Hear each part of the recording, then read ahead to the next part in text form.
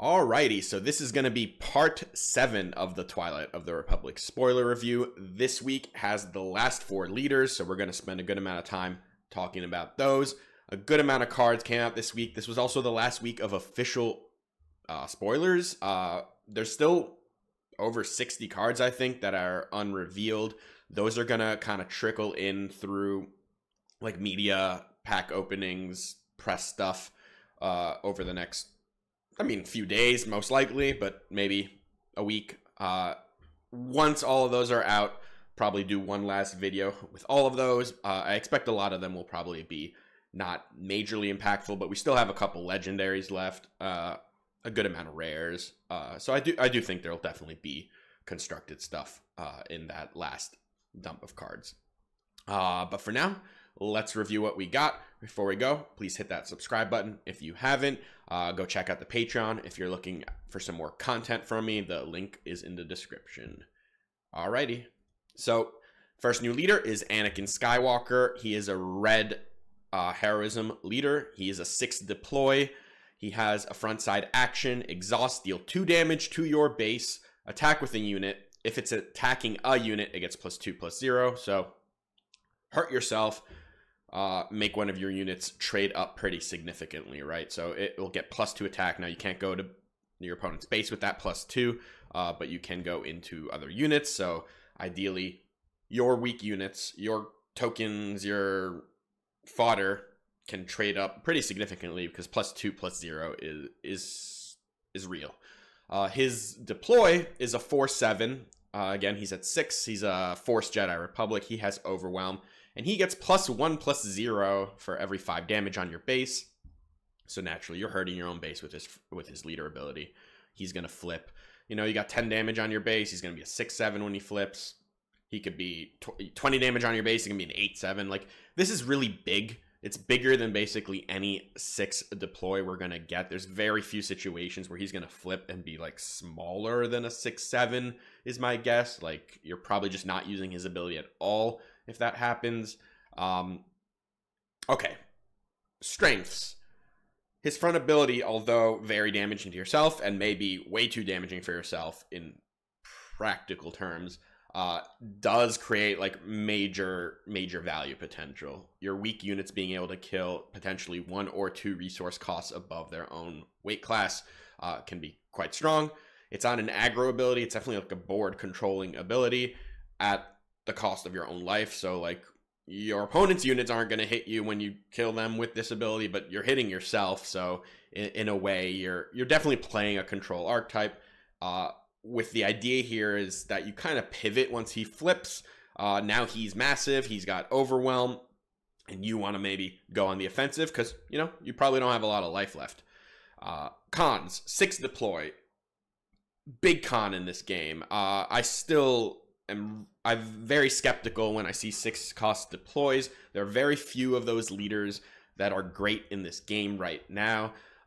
There are a few that get played, like Rey, who is a major stabilizing force when she flips with that Restore 3. Iden sometimes, but I'd say like Iden is much less about her deploy and much more about how she's basically a constant event that like adds 10 life to your base. Han, but he's not actually a 6 deploy, he's a 5 deploy, let's be real. So there's not a lot that like really transcend and like get really crazy into the meta. The stats here are very good. I would have liked this leader a lot more if he was villainous because of the droids. Like all the cards that make like multiple droids or like a lot of these fodder units would have been so perfect with his ability, but they're much less plentiful in the heroic side of things. There is some potential here because of how like damaging he can be when he flips, especially into decks that like aren't going to be able to handle a leader. Like he flips, he hits 8 and 8, right? Like if they can't kill him before he hits twice, that could be pretty massive. But it is definitely a pretty unique play style. I'm just concerned a little about the 6 deploy, as I repeat that a lot, so it shouldn't be that much news there. All right, Next new leader is Asajj Ventress. This is a 4-cost deploy. It's a villainy cunning leader with a front side action, attack with a unit. If you played an event this phase, it gets +1/+0 for this attack. So you get a little boost. Of course, you have to play the events before you attack. So there is like a little tension there because often we want to attack with like, we want to do our board stuff first before we play cards from our hand, because you know, if you take the time to play something from your hand, your opponent can then interact with your board and you might not be able to attack at all. But basically a free +1/+0 if you played an event is not bad. And then she flips into a 3/4 for 4, which is, you know, it's not very strong, but she is a Force Separatist Sith. Force is very relevant on a cheap deploy leader because of cards like Force Throw, Force Choke, etc. Like, she's a good fallen lightsaber target, similarly in like to Kylo. But she has an on attack that says if you played an event this phase, this unit gets +1/+0 for this attack and deals combat damage before the defender. So if you've played an event, she kind of attacks and plays shoot first on herself, which is cool. Of course, the dealing combat damage before the defender only matters if she's attacking a defender. A lot of time with these like really low cost aggro leaders, you don't want to spend too much time attacking defenders, but you know, they play sentinels sometimes, and her being able to like one shot a sentinel plus not take any damage back is relevant. There's some interesting stuff to do here. You want to be playing cheap events ideally. I mean, yellow is the color for that a lot of the time. I think red is probably the other color for that. You want to be proccing these +1/+0. Ideally, to be able to do that, you also need multiple units in play, because if you only have one and you play an event, they kill your unit, you don't get the buff, right? So you want to be able to do things that play multiple units into play. I think like something like droid deployment that makes just like 2 1/1s in the first turn, probably pretty good. Also conveniently triggers her ability if you don't play on the first turn. A couple other cards, I think like both sneak attack and triple dark raid work particularly well with her because they are events and they play readied units. So you can play that sneak attack, that triple dark raid, and then buff the unit that came out with it. So that's a nice little synergy. All in all, I'm not like majorly excited. I think her stats are just like kind of too weak overall. It compares similarly to Kylo, although of course he flips and usually is much bigger than a 3/4, so he can do much more damage. Both her and Kylo have like a similar ability where you like kind of have a slow buff to a unit. Kylo, you have to discard the card and you buff the unit. If they interact with that unit, you're sad. Asajj, you have to like play your cards first, your events, before you get to attack. So again, they interact with that unit that you were planning on attacking with. You're sad. So there is a lot of similarities there. We like 4-cost deploys overall. I mean, like, who doesn't? It's going to come out way earlier than basically any leader, but I think she's very fragile. I think the mechanics require a little too much synergy overall. Like, I do not love that your aggro leader has to kind of like fill its deck full of events to make use of this ability and also like play them first before being able to get the value, right? Even on her unit side, it's an on attack, which means, you know, you're putting yourself in a position where you might just like lose your unit before you can do anything. But with any low cost deploy, there's always going to be potential, because if like we can construct a deck that's aggressive enough to make use of this, you'll definitely just be able to like steal games and defeat people very quickly. All right, next new leader, Nala Se, is a blue villainy leader, 4-cost deploy, which is very interesting for the blue villainy color. Front side, no leader ability, just says ignore the aspect penalty on clone units you play. So this is similar to like a Hera's ability, where it's just like no ability, it's just you can play all the specters, right? So you can put clones in your blue villainy deck, whatever color they are. And she flips into a 1/7. She still has the ability that ignores the aspect penalties, and also says each friendly clone unit gains, when defeated, heal 2 damage from your base. So my general like pulse hearing from people is that they kind of like this leader. I don't think it's very good at all, honestly. I don't think you're opening the card pool significantly enough to like warrant giving up an entire leader ability and basically having a very, very weak leader unit. Hera it's probably worse than this, because I think like there's just more clones, and some of them are good. I mean, I'll talk about a few of them, like Tech, right? You can play Tech in your villainy blue deck without the aspect tax, but like I kind of say, so what? Like, you could already just play Tech in your villainy blue decks if you wanted to. It's like, wouldn't be that bad. Those decks already tend to grind really well and don't really need Tech. Tech has been basically a standout in like these Han decks, but other than that, I think has mostly just been fine, nothing special, and I don't see that elevating blue villain anyway. You can play Wrecker. Wrecker's cool, especially if you're doing like blue-green with like Energy Conversion Lab. The issue here is that this is definitely not an aggro deck. You're playing a 1/7 leader. You're in the villainy blue color. It's going to be very, very difficult to say like, hey, I'm an aggro deck, doesn't play a leader that does any damage. So if we're not an aggro deck, what are we? And if we're in these colors, blue, green, with Energy Conversion Lab, do we really want to be blowing up our own resources so that we can't play things like Vader, Maul, Snoke, Avenger, because we're playing Wrecker? It doesn't seem to fit. And those are like really the two major clone standouts from set 2. Now there are a bunch more. I think something like Omega is actually an interesting card here, because you're gonna, especially if you have enough clones, she's gonna draw you cards. That's pretty good. There are other ones, right? Like there's a new one called Fives. We'll talk about that. But again, he's a pretty slow unit. He's a 5/5 for 5, with obviously because his name is Fives. But it's, I don't really see why I'd want to be playing a bunch of clones, which are mostly not great units, giving up my entire leader ability just so I can, like, you know, splash some cards out of aspect. It does, like, I think the cost is just way too high. I think it's interesting. It might present a little bit of a deck building puzzle, but in the same vein as Hera, I just think the cost here is way too high. The one place that I'll like pivot on a little bit here is that because she is a 4 deploy and is a 1/7, she makes an excellent target for upgrades. You can put an entrenched on this unit, you can put whatever on this unit, and it can help you stabilize. Like, the stats are awful unless you're upgrading this unit. Like, 1/7 does absolutely nothing to help you do anything. It's not going to do damage to anything. You probably wouldn't even want to spend an action attacking with this unit if it wasn't buffed. Like, it would just be a waste of an action. You'd be giving up initiative for nothing. It's like similar to Jabba the Hutt if you've ever played him. Like, the body is absolutely useless, but because she comes out so quickly, buffing her could be pretty useful. You throw entrenched on this, you throw protector on this in like a mono blue deck, and it can actually help. These clones healing you, of course, can matter. There are a lot more clones in set 3.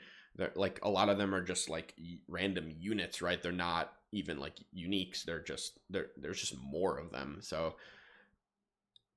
I find it hard to say that I'd want to play around this leader too much, because villain blue, it's the controlling archetype. There's not much else you want to be doing with that, and I don't know how much jamming a bunch of clones in your deck and then saying I don't have a good leader is gonna really elevate the strategy.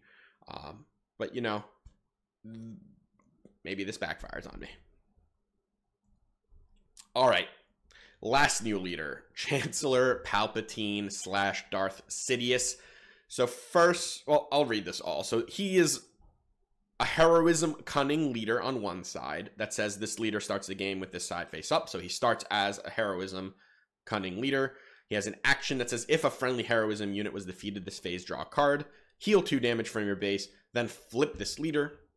He flips into another leader. He's not a unit ever.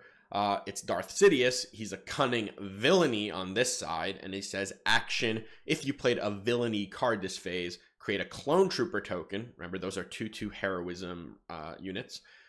Deal 2 damage to each enemy base, then flip this leader. So, and then he goes back to his Chancellor Palpatine side. So first of all, this is super cool. Mad props for FFG to like kind of make something this unique. This breaks the rules of a lot of stuff. We don't have a unit deploy. We've got like a unit that can basically play any card in 2 different colors, right? Like, you pair this with green or something, you can now play green, cunning, and heroism and villainy in all those colors. It's a giant card pool. but you're giving up a ton, right? Like the flip, not having a leader flip is massive. It's one of the most powerful things that happens in this game. Just getting that free deploy. It's a big board swing for a lot of situations. So this one is going to be very difficult to evaluate. I promise you, I have no idea if this is good right now. No one has any idea if this is good right now. This is going to require a ton of brainstorming. I'm not even going to start brewing with this until the whole set is released, because it's going to require a lot of energy and a lot of work to figure out how to consistently do what this needs to do. So what does this need to do? It needs to flip basically every turn, in my opinion. Like you need to accrue that value. So start, maybe not turn one. It's going to be very difficult to flip this on turn one. You need a heroism unit to die. You can do it with something like timely intervention plus ambushing like a 1-cost heroism unit into something. But there's very few ways to actually flip this on turn one. But you basically want to flip this on turn two. And then from then on, back and forth, back and forth. Now, the first flip is probably the hardest sometimes, especially if your opponent doesn't give you a good target for your first unit that you play. So you might need to find some ways to defeat your own units. Exploit comes to mind, but there aren't that many neutral exploit cards. There is the best one I can think of right now is the there's a 5-cost cunning ship that's a 3/2 that has exploit 2 on it, and then returns a unit that your opponent controls that costs 3 or less. So you can exploit that, make it cost 3, so you can defeat your own unit, play this space unit that's a 3/2, bounce one of their units, and then flip your palp and kind of start the train. It's much easier to do this once you get that first flip, because once he's Darth Sidious, all you need to do is play a villainy card, and you can activate his ability if you'd like. And then when you activate his ability, he actually gives you a heroism unit, right? He gives you a clone. So the next turn, hopefully, if you got that clone in play, you can then find a way for that clone to trade into something or use it to exploit something or defeat it yourself. And then bam, you can immediately flip them back. So you want to go back and forth as much as possible with this. Let's pretend we're playing an 8-turn game. So skipping turn 1 from a flip, you get 7 turns to flip. So let's say we manage to do it every turn. So you'd be flipping him 4 times into Darth Sidious, meaning that you would be healing 8 and drawing 4 from that part of the ability. And then you'd be flipping him 3 times the other way, which means you'd be dealing 6 to your opponent and creating 3 2/2s. So that's kind of what you would be getting in an 8-turn game if you were able to do this every turn. But you're not getting a leader, right? You're dealing 6, healing 8, drawing 4, making 3 2/2s. Kind of not all at once, obviously, but over time. So what's that value? What is that worth? And what were the hoops you had to jump through to make that happen? On top of this, you've got a pool of cards now that can play whatever aspect you want, like what alignment, heroism, villainy, but you can only play those cards without tax if you're on the correct side of your leader. So it's going to be very difficult, or like very challenging, and require a lot of like iteration to understand like how many of each of these cards you can play. I think it's going to be more important to have more villainy cards, probably, because it's because he's already fronting you heroism units when you flip back. But of course, you need a certain amount of heroism units, and you also need things to do when he's a heroism leader, because you can't constantly be only on the villainy side. So, wow, it's just a lot. And like, I am not play testing this yet. I'm waiting for the whole set. It's a very interesting. Whether or not it's good or not, it doesn't really matter to me. I think it's very cool that they made this, because it means we can expect weird leaders that don't play by the standard rules of this game, and it's going to be really interesting for deck building in the future. So cool. Also, the showcase on this is going to be wild, because it's going to have 2 different arts, which is very different from every other showcase. So I can't wait to see that. All right, now we can get into the actual cards. We got Clone. It's another legendary, costs 7. It's in green. It's a 0/0. Has the clone tag. It says you may have this unit enter play as a copy of a non-leader, non-vehicle unit in play, except it gains a clone trait and is not unique. So copy something. That's cool. My issue with this is it's very expensive, and usually when you want to play copy effects, at least from my experience in other games, is that because of how situational they are, they either require you to have already played a good unit or your opponent. You kind of want to discount on the effect, because honestly, like, this a lot of time is just you're gonna want to just copy like a 7-drop, because those are like the best units. Like, think Vader, Luke, that stuff. It can't copy big vehicles, so you can't like play this and copy an Avenger. So if the point is to copy other 7-drops, why not just put them in your deck? Is kind of my question. Like, I don't think this is very good because of how expensive it is, unfortunately. Now, it having the clone tag is interesting because Omega can draw this card. Definitely bumps it up a little bit in my estimation. I don't think it's bad, but I have a feeling this isn't going to end up being that great, because why not just play the card itself? Why do you need to play a card to copy a good card when you can just play good cards? It's very expensive and very situational. So we'll see.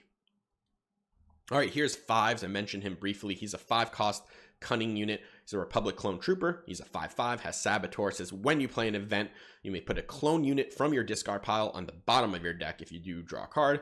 It's a strong ability. Like, every event draws a card, kind of, as long as you have a clone in your discard pile. But major issue here, of course, is this is a 5-cost 5/5 that does nothing when you play it. I don't think it's going to be very good because of that. I think mostly we've been proven that that is not good enough. This is a fine energy conversion lab target, but there are way better options there, even in this color, like Zuckuss being a 6/6 Saboteur. So, yeah, like, again, very grindy. Like, the goal here is for this to go off, draw, but I'm having a hard time believing that we can afford the time to play 5/5s for 5. Here's Saw Gerrera. He's a 6-cost aggression heroism unit. He's a 4/8 fringe trooper. He has raid 2, so he attacks as a 6/8. He says on attack, if your base has 15 or more damage on it, deal 1 damage to each enemy ground unit. So, say it again, this does nothing when it comes into play and costs 6. That's a problem. Now, 8 health does make it very difficult for your opponent to remove it when it comes into play, but I still don't think you can play 6-cost units without them doing anything. So let's talk about this in the context of Energy Conversion Lab. It is a decent ambusher. It does 6 for 6. If you've been able to get your base to 15 or more damage on it, dealing that 1 extra is pretty nice, because now it hits for 7. 7's a pretty nice break point in this game. So if he could attack for 7, he's a decent target. Now, this color is stacked in terms of Energy Conversion Lab targets. Like, Poe and Wrecker exist already. So is this better? Probably not. It's not hopeless, though. So that's what I got. All right, next is Droideka Security. This is a 6-cost Vigilance Villainy unit. It's a 4/5 Separatist droid with Exploit 2, and it has Sentinel. So, you know, it can come out as a 2-cost 4/5 Sentinel, a 4-cost 4/5 Sentinel. It's fine. I don't think it's bad. It's probably not good enough, though, unfortunately, because there's just, like, better things to be exploiting. I think in Dooku decks, you'd probably just find things like Kraken and Kalani to exploit with his ability, as opposed to, like, playing this. But having the option to exploit out a decently sized Sentinel isn't bad, and at the very least, I think it'll be something like on my mind in particular metas. Like, you might want access to a card like this. All right, next is Guerrilla Insurgency. It's an 8-cost event in aggression. It says each player defeats a resource they control and discards 2 cards from their hand. Deal 4 damage to each ground unit. So, mutual hate card. Everyone gets hit by this. You're the one paying for it, though, right? So how do you break parity on a card like this? Not having ground units is one way, right? Like, so you don't take damage. Not having a hand anymore, potentially, or having 1 card in your hand, so you're discarding less from your opponent. Not needing to have as many resources as your opponent is another way, although weird, because this already costs 8. So, like, you've already ramped that much. Your opponent probably has 2. So are there many situations where, like, you're happy stopping at 7 or 8, and then your opponent's trying to go much higher than that. All in all, this is like weird to me. I don't think it's very good, but in like a major attrition-y, like just I'm destroying your hand every turn kind of game, and like, you know, like against like decks really trying to go up the curve into like Avengers and Crate Dragons and whatever, like it's solid. Although like, then does the ground damage matter? And then like, you're spending your whole turn playing this, you're not advancing board at all. Like, you really need all of this to kind of piece together. You're playing Pillage, you're playing beefed up bombing run. Like, what if none of this does anything impactful and you've spent 8 resources? This is a cool build around, but I'm leaving it as like cool flavor, probably more like Twin Suns stuff than majorly premier competitive viable. All right, next up we got Roger. This is a 1-cost upgrade in Vigilance. It says, when defeated, attach this upgrade to a friendly battle droid token, and it gives +1/+1. Actually, I think this card's pretty cool. Remember, if a unit dies, the upgrade attach rate is also defeated. So it's not just when they like use upgrade removal on this, it's if they kill the unit. So as long as you have droids in play, this kind of never goes away. I think the biggest issue with this is the color it's in. Like, I kind of wanted to try this maybe in like a Wat Timbre aggro build. I just don't think blue is the right place for that. Blue really is the like control-y exploit color. And I don't know how much I'd want to play like a cheap upgrade like this in a deck like that. I think it's cool that like you can exploit the droids and then move this to another droid. But overall, I think it's limited primarily because of the color it's in.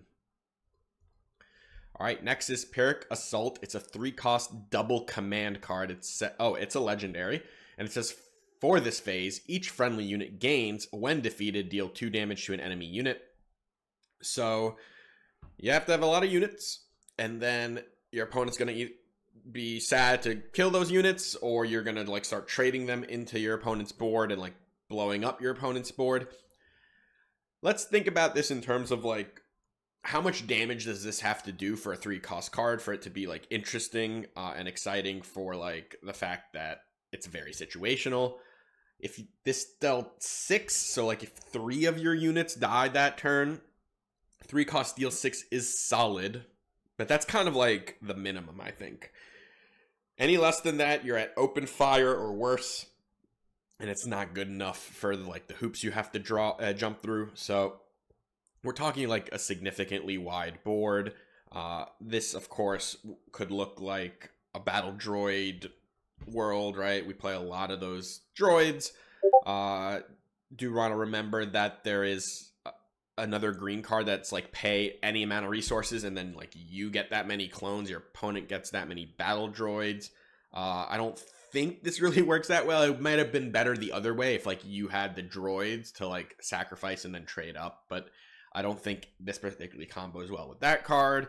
Overall, I still don't think we're going to be living in a world where you have like 8 units in play and your opponent has like 6 and you're doing that kind of stuff. So this feels not great to me. All right, next is In Defense of Camino, and it's a similar card. This is a 4-cost command card. It says, for this phase, each friendly Republic unit gains Restore 2, and when defeated, create a Clone Trooper token.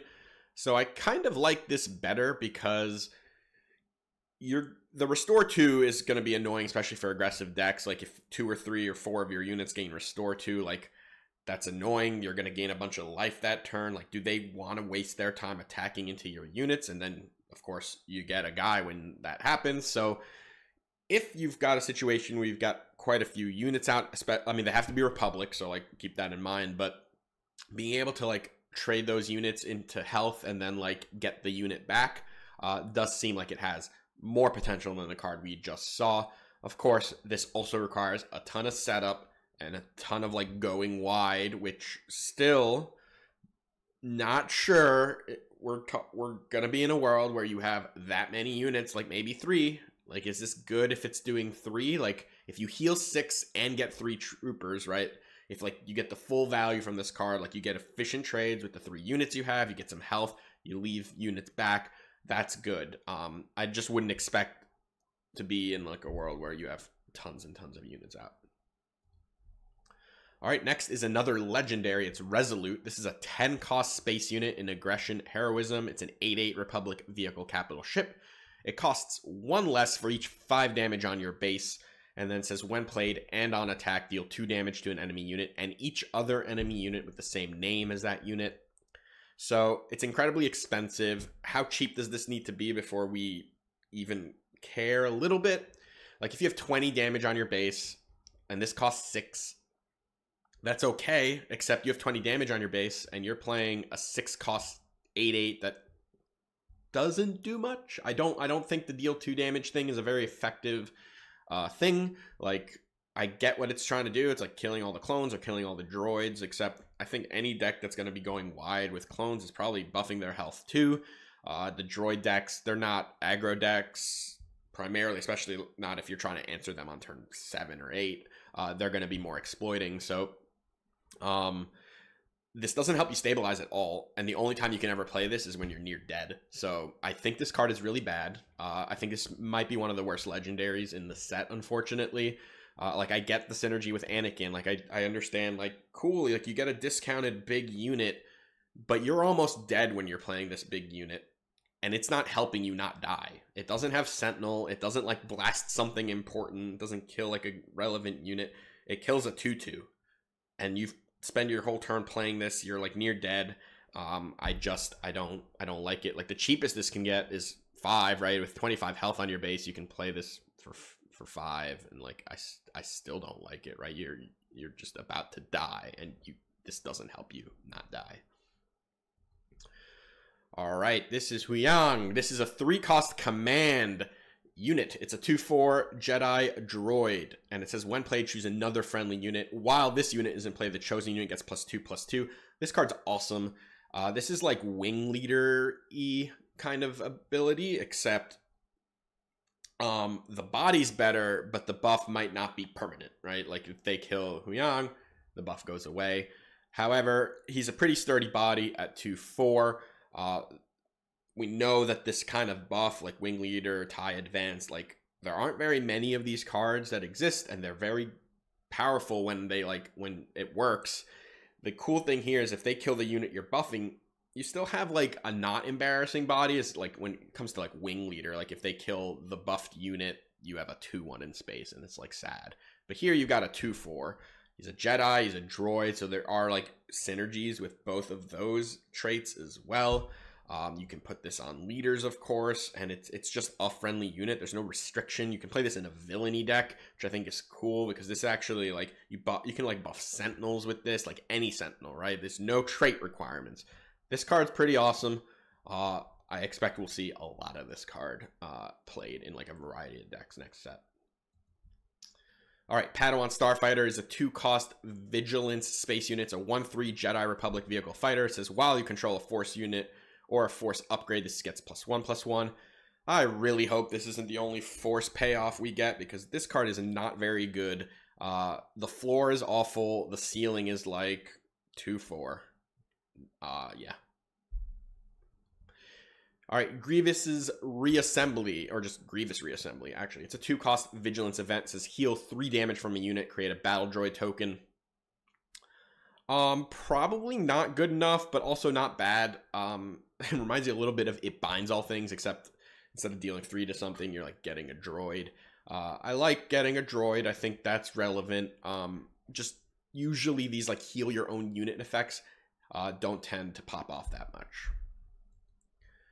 All right, Clear the Field is a 2 cost Cunning Command event. It says choose a non-leader unit that costs 3 or less.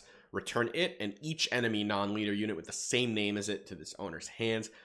This card's very good. It's a cheap bounce effect.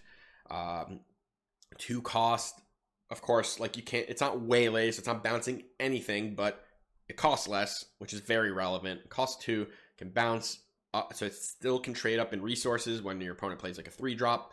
On top of that, this also kills all battle droids or all clones. I think this is like if those kind of strategies like really take off, this is a major silver bullet for that, because it doesn't even bounce them, it just defeats all of them because you can't put tokens back in your hand. Yeah, this looks like staple quality card to me. All right, Daughter of Dathomir is a 4-cost vigilance unit. It's a 3/5 with force and nitrates. It says while this unit is undamaged, it gains restore 2. This card's not good. All right, next is Strategic Acumen. It's a 1-cost command upgrade. It gives +0/+2, and it says attach unit gains action. Play a unit from your hand. It costs 1 less. So it turns a unit into an Alliance Dispatcher, which is cool because you can put this on a unit and immediately use it. So it kind of like pays for itself, right? Like on turn 2, you put this on your turn 1 play, and you can still play a 3-drop that turn because that unit can tap for a resource. And then from then on, you can now use it as like a ramp. It does buff the health, which I think is very important for an effect like this. It would be really bad if it didn't buff the health.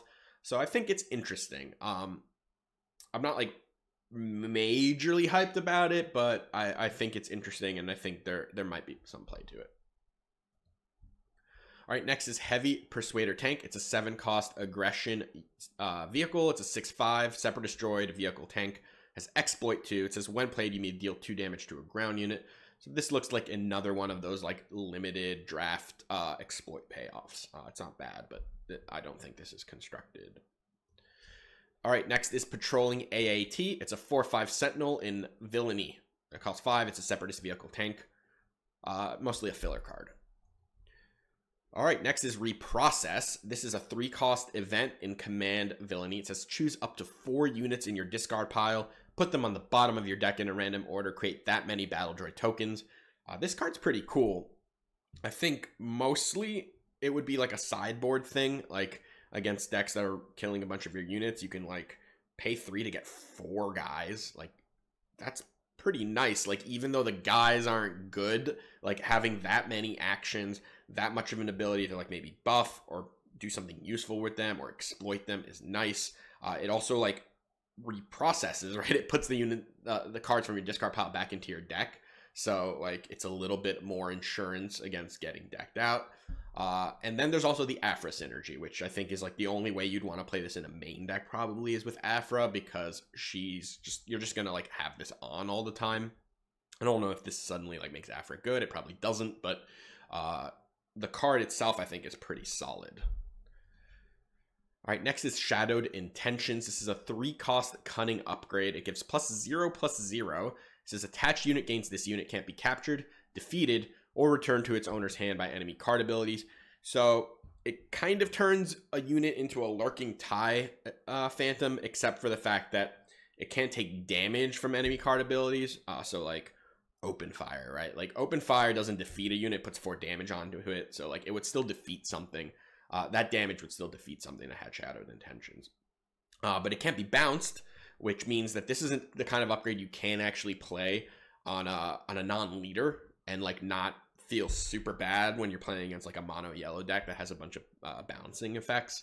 I still think ideally this is something that you're just putting on a leader, making it so that they can't play defeat effects like Takedown, Power of the Dark Side, Super Laser Blast, Rivals Fall. Like this insulates from all of that. And then maybe you're doing something else. So like maybe Churret, right? Like Churret's already kind of insulated from damage.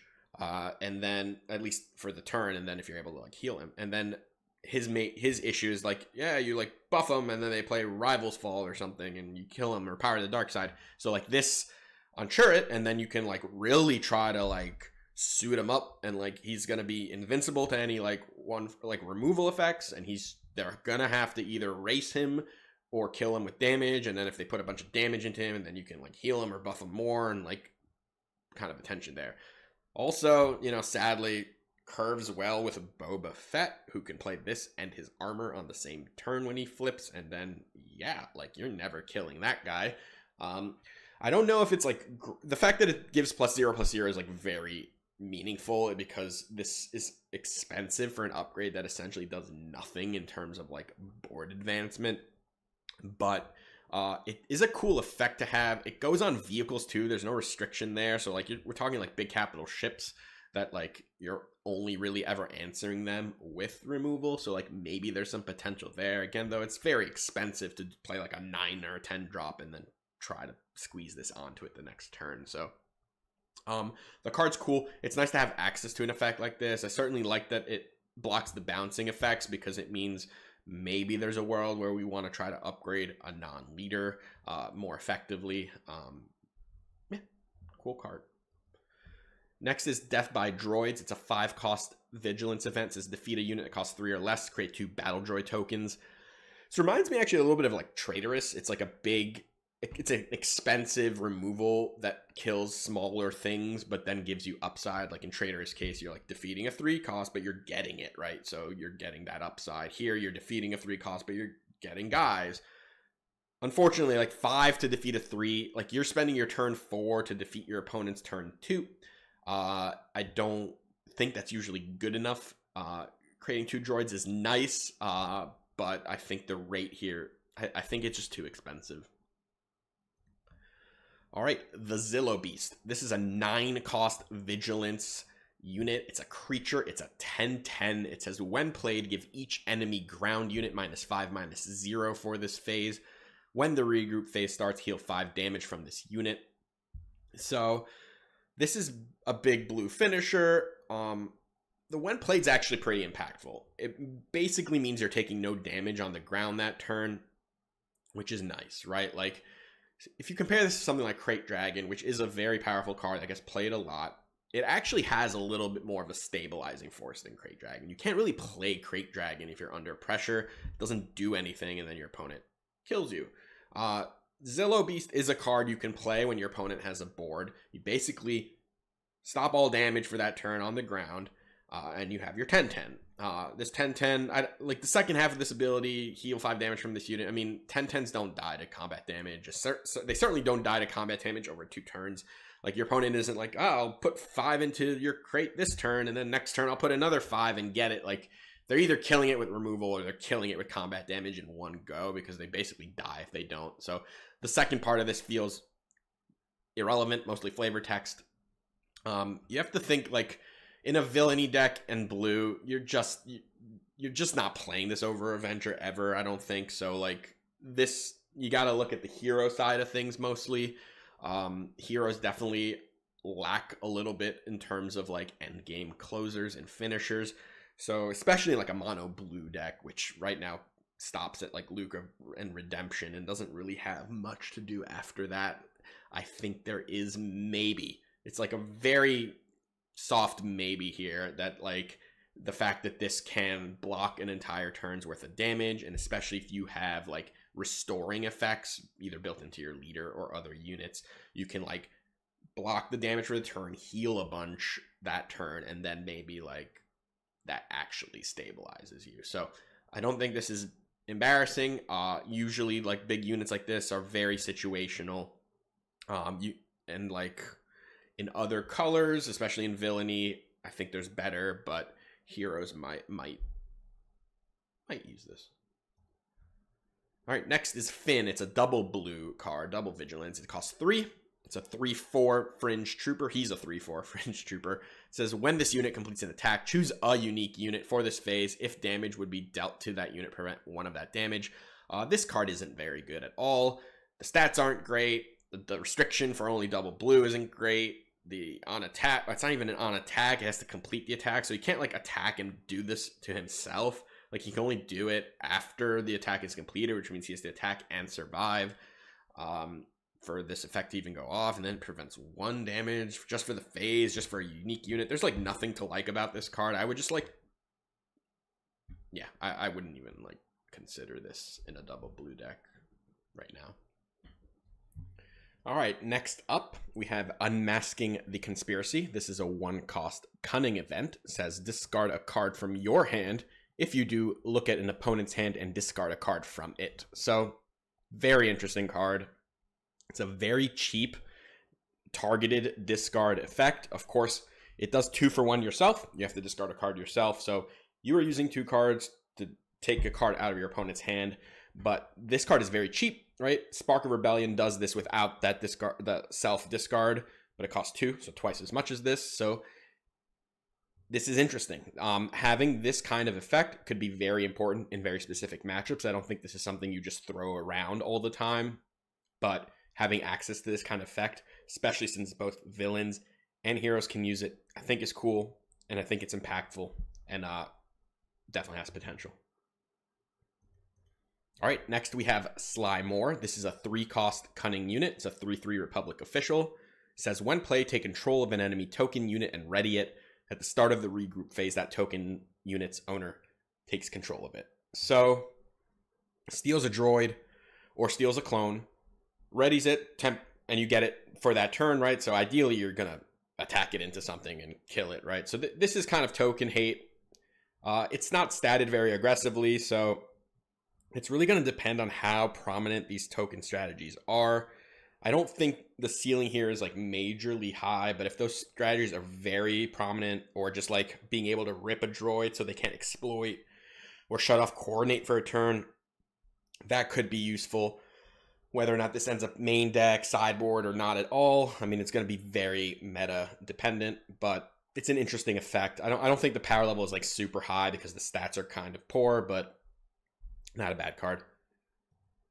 All right, next is Foresight. It's a 1-cost vigilance upgrade. Gives +0/+2 and says attach unit gains when the regroup phase starts. Before drawing cards, name a card, then look at the top card of your deck. If it's the name card, you may reveal and draw it. So Yoda's on the picture here for a reason. Yoda lets you, if you use his ability the previous turn, you'll know what's on top of your deck, and since you get to activate this before drawing, you can just name the card that's on top. This works with Thrawn as well, because Thrawn gets to look at the top of his deck during the beginning of the action phase. So as long as you remember what it is before your next draw happens, you'd be able to do that there too. Of course, other than being able to like guarantee that you're drawing this, I don't think it's that great. Whether or not it would be good in something like a Yoda strategy, I mean, maybe. It's definitely like a pretty grindy card, but of course you need a unit in play to put it on, so you are opening yourself up to getting 2-for-1. If this doesn't get you at least one card, then you could end up at disadvantage there. There are like clean ways to do it in Yoda, like C-3PO, for instance. You just like play it and name the card, and you just don't even need to like jump through this kind of upgrade a unit thing. It's cool. It has potential if like we really need to grind and we really just looking for card advantage. The fact that it gives 2 health to the unit is also relevant, because it's not going to be like immediately free to remove that unit. All right, and now we have Jyn Erso. So Jyn gets a unit. It's a 2-cost aggression heroism unit. It's a 3/2 with the rebel trait. So we do see rebels in this set, not many, or it's the only one. It might be the only one. It says while an enemy unit has been defeated this phase, this unit gets +1/+0 and gains Saboteur. So it's a pretty conditional effect, but pretty nice that if she can, if the right board situation happens, become a 4/2 Saboteur. The floor is still 3/2 for 2, which is usually not a stat line I love for aggressive decks, because then they're easy to remove from like 2 damage units that your opponent might have. Control decks typically play lower attack, higher health units that trade pretty efficiently into here. But unlike Ketsu, who's another 3/2 with like relevant stuff that I don't think is very good in aggressive decks, this does have the Rebel trait, which is a major change, right? This works with the Rebel synergy stuff like Fleet Lieutenant and Wing Leader. So in my mind, definitely makes it better than something like Ketsu in an aggro deck. So I think it has play. I do think having 2 health on your aggro unit has proven to not be amazing, and it might be the downfall here, but I'm not going to write this off completely. All right, that's all I got. Let me know what you think of the cards. This will be the last review I do before the full set, most likely, unless I need to split the rest of the cards into a couple of videos. But yeah, I'll definitely keep tabs on the new releases, the new reveals as they come out.